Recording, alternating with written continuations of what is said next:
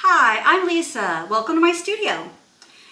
I get a lot of questions about glass fusing, of course, and one of the questions I'm asked frequently is, at what point, when would I decide whether I should do a full fuse, a contour fuse, or a tack fuse? What would be the scenarios where I would want to use one over the other? And what is the difference in those slight temperature changes, and how does that affect my finished piece of artwork? So I thought I would go over that with you today and sort of give you some examples of when I selected one type of firing temperature over another and why I selected that. I'm going to start with full fuse because that's usually the most common, popular fusing temperature that we use. This project right here says Love. It's one of my premium video courses. It's a lovely little 6x6 or 8x8 piece with some nice detail on the front, very colorful, nice primary colors, bright and cheery, a wispy white background that's really lovely.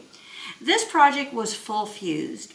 So what I did was I laid out a piece of white glass on the bottom, clear on the bottom, then a wispy white, then I cut out these different letters out of different primary colors, put them on top. The entire project, all 3 layers go in the kiln, and it's taken to a full fuse temperature.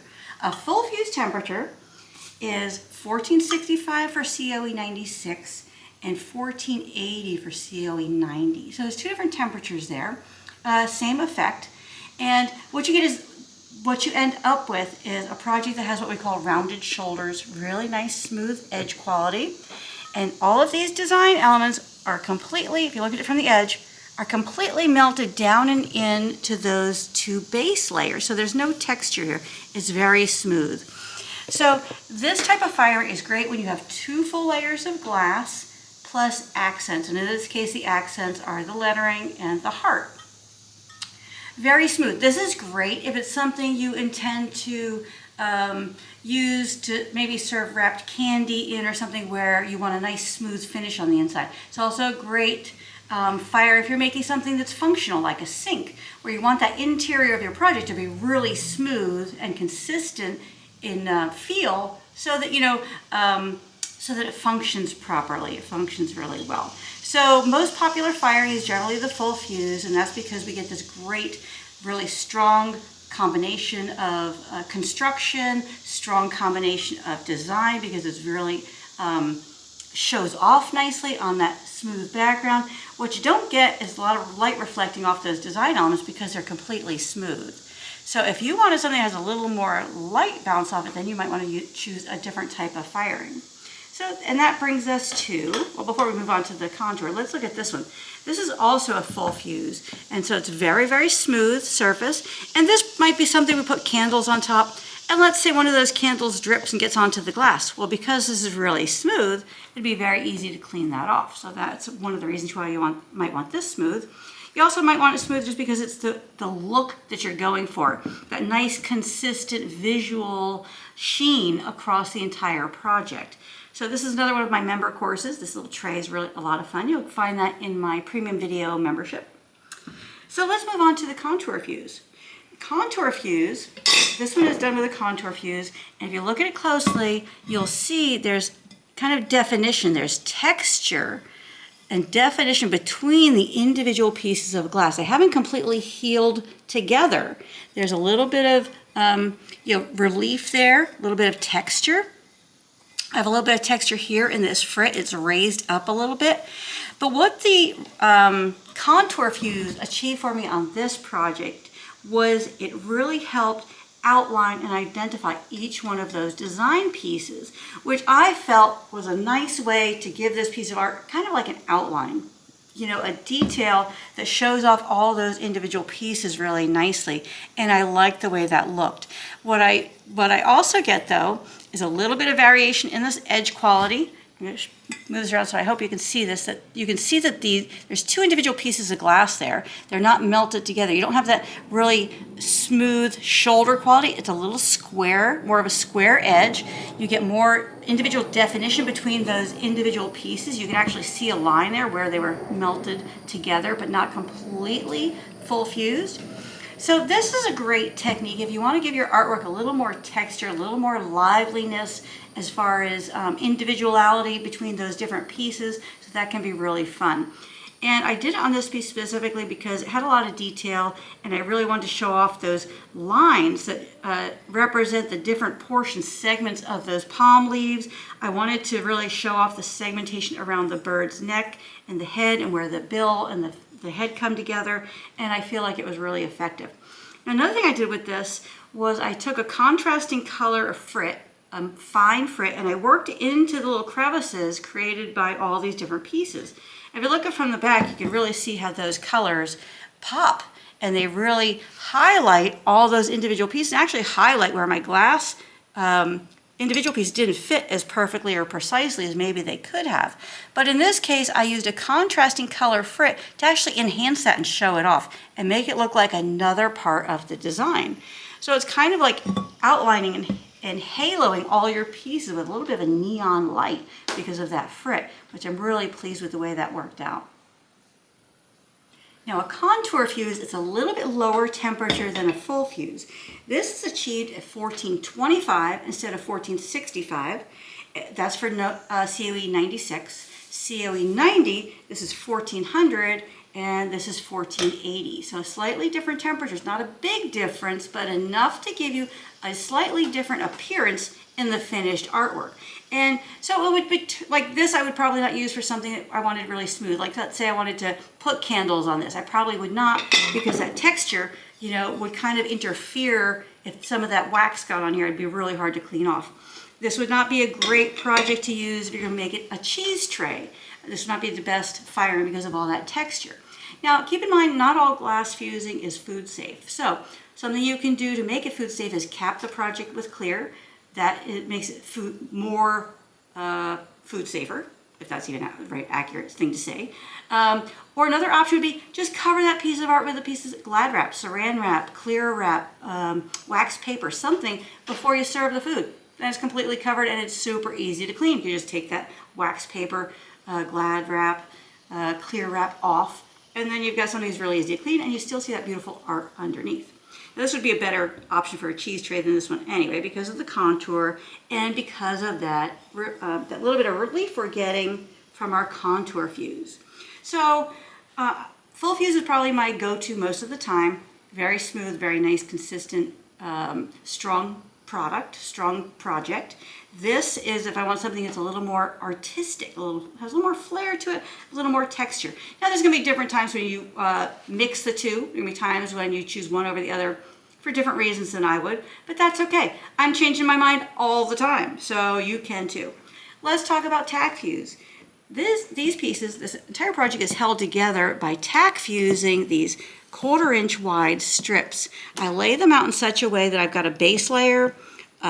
There's 4 layers here. So there's a base layer, then a second layer, a third layer, and a fourth layer, all laid out overlapping each other.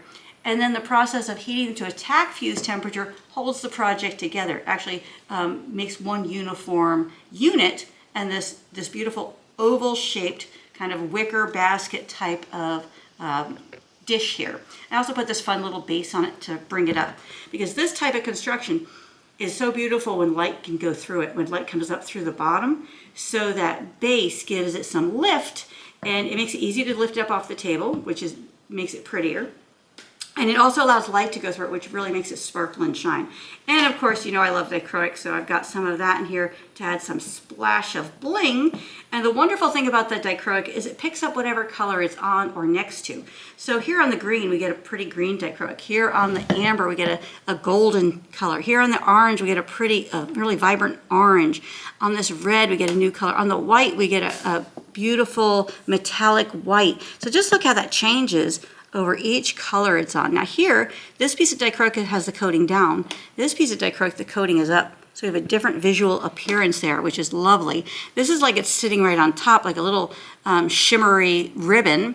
And here that shimmery ribbon is kind of encased because that piece of dichroic is coating down.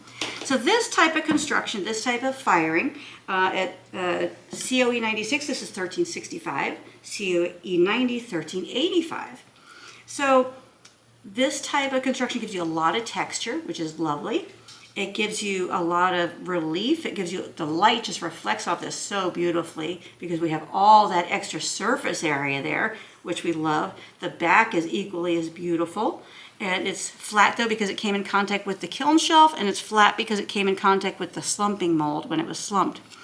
But this type of firing is great if you want to, if you're doing something that's purely decorative. There is not too often where I would use this technique on something functional, because often that texture would detract from the function of the piece of art.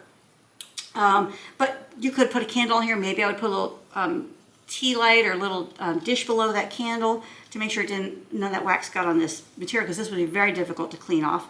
But this is a really nice type of fire if you want something that's more decorative, but you got this beautiful surface area, all these extra surface area that gives you all that wonderful reflection and a 3D quality that's really lovely.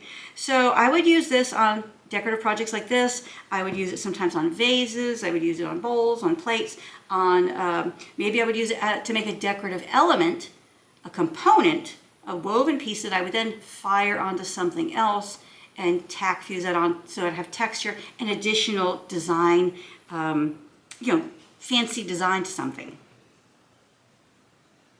So I'm not a all or nothing person. I'm a yes to everything person. So I don't use these exclusively individually. I will sometimes mix them up and use them together. And that's where we have this project right here. This little frog is a combination of a full fuse and then a contour fuse. So the background, what I do is I cut a piece of clear glass and a piece of this pretty sky blue, and I full fuse those together. You can see that beautiful edge quality we have there, nice and round edges. You can't identify the clear and the blue layer. Is just one beautiful, smooth, uniform edge quality. But then when I went to put the frog on top, I thought I'm going to contour fuse the frog onto this blue base. And the blue base had these green leaves, and it's blue, clear, and these green leaves, and that's it. That's why these leaves are very smooth. You look at this from the edge, you can see the leaves are really smooth because they're melted into the background, but the frog has some beautiful contour to it. That extra edge quality gives us another type of light reflection, which I think is lovely. It makes the frog pop out and give you a three-dimensional quality to it, which I also love. And it just worked well for this project because, it was decorative. So I didn't have to worry about it being smooth to clean it or to, for some sort of function. It was just decorative, and I thought that was the best way to represent this particular artwork. So full fuse, fired once. The frog is assembled on top. It's put back in the kiln. It's fired a second time to a contour fuse. So this was 2 different temperatures. For 96, it was 1465 for the full fuse, and then the contour was 1425. So fired 2 different times. And that's a question I get all the time too, is can I fuse and slump in the same firing? And the answer to that is no, because those different processes are done at different temperatures. So just keep in mind, each process has its own temperature, and each process temperature gives you a different visual effect. They can be very subtle, they can be a little more dramatic, but even if it's subtle, it does and it can add a lot of design impact to your pieces. So keep in mind, mix them up. This project right here, this is a combination of full fuse and tack fuse. So the base layer is white, then there's a piece of, it's wispy white, then there's a piece of clear on top with a bunch of frit and then these trees, and that was all taken to a full fuse. Now this fit into a stand, but it grew a little bit, so I actually had to grind the edge, so that's why this edge is not really, out of the kiln. But this edge is the edge quality we get when we do a full fuse. It's nice and rounded, and you can't identify the 2 different layers. It's just one uniform edge quality. So that was full fuse. The nice thing about doing a full fuse on a project with this much detail is the full fuse anchors and solidifies your background. So when you go to add this frit on top, you don't have to worry about the background moving. You don't have to worry about this interfering with the background. That's set because it's already been fired. So full fuse for the background. Then I went and I added all these extra details. The frit, I added some cut pieces of glass to represent flowers. I added some stringers to represent like leaf details or foliage details there in the front. And all those elements are tack fused on. And by tack fusing them, I get a whole lot more texture. visual intricacy, and the light just reflects off it really beautifully in such a way that those design elements really jump out and gives us a 3D quality that I really enjoy. Again, this is a decorative piece, so it's not necessarily something I would use as a functional piece. The function might be just to be fabulous and beautiful and just be on display.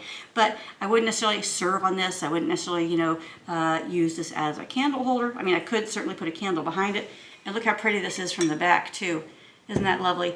Now, that's the effect of using a wispy white as a background instead of a solid white. The wispy white gives you variations in tonal qualities, gives you variation in light transparency, which gives the piece a nice kind of moody look that you wouldn't get with a solid white. So keep in mind that wispy is not just for clouds, not just for trees. You can actually use it for your background to give your entire project a different mood or atmospheric feel.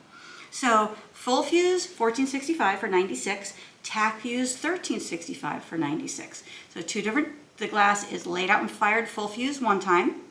We had some of those design elements on there.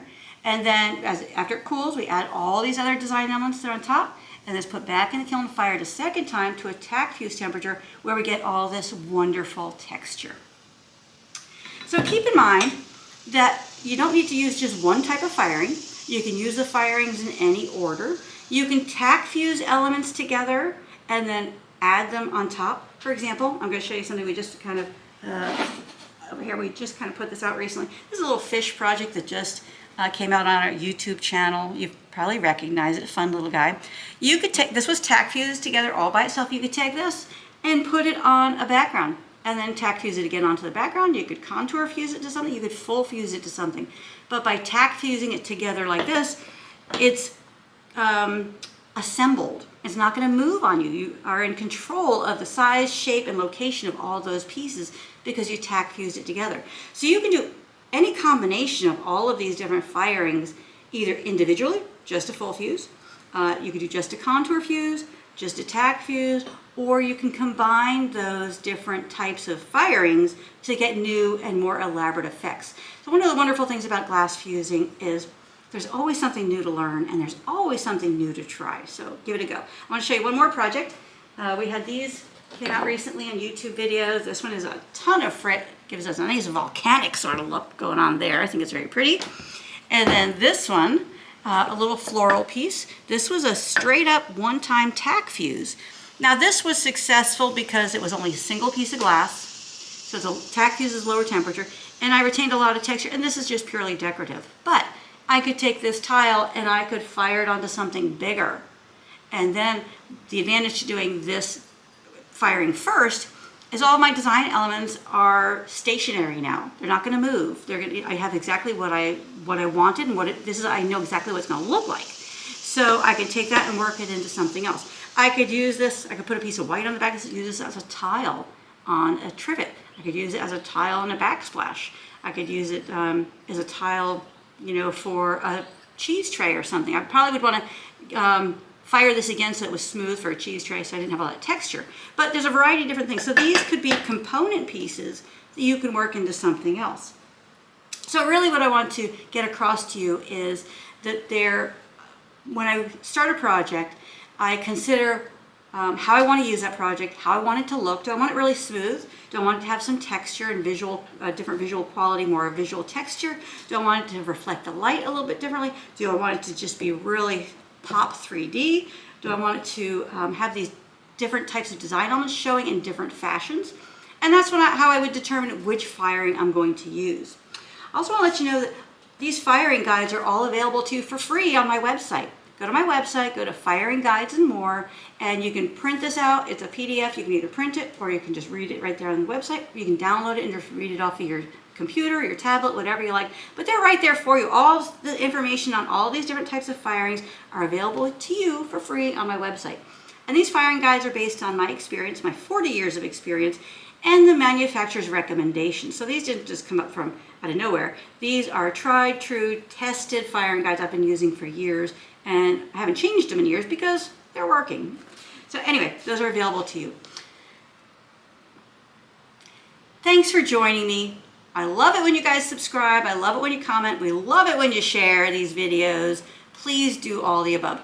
Thank you for being a subscriber if you already are. Thank you for watching. Thanks for joining me. I hope you enjoyed, seeing when and how I might choose a different type of firing, and maybe it will help you choose. A lot of times we get into the safe zone. We keep using the same firing over and over because it's consistent, it's reliable, we can trust it. You can trust all these other firings too, and you get different and great results. So try them. So thanks again for watching. Please follow, subscribe, like, and share, and comment. We love it when you do that. Also, become a premium video member. We have an awesome membership going on right now. We have so many wonderful people who have joined. We have a great community there. Everyone's loving the projects coming out. Got a new project coming out very shortly. And we have full-length courses. They also come with a full-size printable pattern ebook, firing guides, tips, color images, step-by-step video instruction, everything you need to complete those projects successfully. Successfully. I had a hard time coming out of my mouth. All of these projects you see here are part of that member course. You can get to information, pattern, video course on all of these different projects the second that you sign up. They're all right there available to you. So consider becoming a premium video member. We would love to have you. And until next time, keep fusing and happy fusing.